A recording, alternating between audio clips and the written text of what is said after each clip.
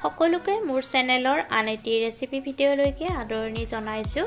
আজি আপোনালোকৰ বাবে খুবেই জনপ্ৰিয় এবিধ পিঠাৰ ৰেচিপি লৈ আহিছোঁ। পিঠাবিধ হৈছে পাটিচেপ্তা পিঠা। পিঠাবিধ বনাবলৈ তেনেই সহজ আৰু খাবলৈও কিন্তু খুবেই সোৱাদ লগা হয় এই পিঠাবিধ। এই পিঠাৰ ৰেচিপিটো চাই যদি আপোনালোকৰ ভাল লাগে তেন্তে ভিডিঅ'টোত লাইক, কমেণ্ট, শ্বেয়াৰ আৰু চেনেলটো ছাবস্ক্ৰাইব কৰি কাষত থকা বেল আইকনটো প্ৰেছ কৰি অন কৰি ৰাখিব। তেতিয়াহে মোৰ আহিবলগীয়া ভিডিঅ'ৰ নটিফিকেশ্যনবোৰ সৰ্বপ্ৰথমে পাব। আহক ৰেচিপিটোৰ মাজলৈ যাওঁ।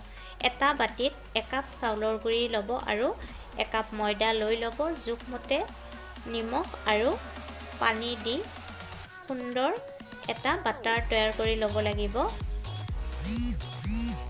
3 কাপ পানী ব্যৱহাৰ কৰিব লাগিব আৰু মিশ্ৰণটো খুব মিহিকৈ গুলি ল'ব লাগিব যাতে অলপো গোটা গোটা ভাব নাথাকে। ঠিক তেনেকৈ মিশ্ৰণটো ৰেডি কৰি ল'ব লাগিব।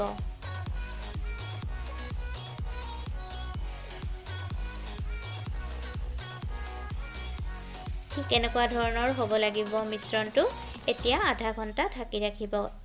আনফালে পেন এখন গৰম হ'বলৈ দিব আৰু তাত সৰু চামুচেৰে এচামুচ ঘিউ দিব আৰু 1/4 কাপ পিঠাগুড়ি দি পিঠাগুড়িখিনি অলপ সময় ভাজি লোৱাৰ পিছত তাত গাখীৰ একাপ দি দিব আৰু গাখীৰখিনি দিয়াৰ পিছত সোৱাদমতে গুড় কাটি দি দিব। আপোনালোকে মিঠা যিমান খাই ভাল পায় সেই অনুপাতে গুড় দি ভিতৰত দিয়া পুৰখিনি প্ৰস্তুত কৰি ল'ব।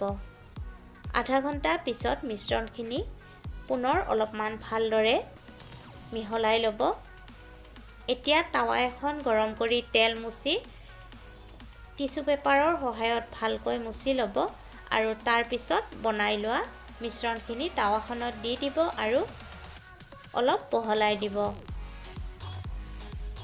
একেবাৰে সহজ বনাবলৈ। এতিয়া বনাই লোৱা চাউলৰ গুড়িৰ মিশ্ৰণখিনি সমাজত দি দিব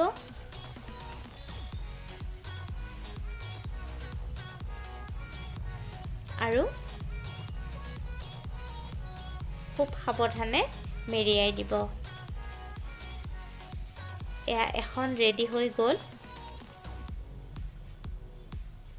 ঠিক তেনেকৈ বাকীবোৰো বনাই ল'ব। অলপ বনোৱাৰ আগতে তেল টিছু পেপাৰেৰে মুচি দিব আৰু তাৰ পিছত মিশ্ৰণটো দি ভালকৈ বহলাই দিব আৰু মাজত চাউলৰ গুড়িৰ পুৰখিনি দি খুব সাৱধানে মেৰিয়াই ল'ব। এখনত অলপমান সেউজীয়া ফুড কালাৰ ব্যৱহাৰ কৰিছোঁ, খুব পাতলকৈ ব্যৱহাৰ কৰিছোঁ। আটাইখিনি ঠিক এনেকুৱা ধৰণত বনাই ল'ব। ফুড কালাৰ দিয়াটো অপচনেল, আপোনালোকে নিদিয়াকৈও বনাব পাৰিব।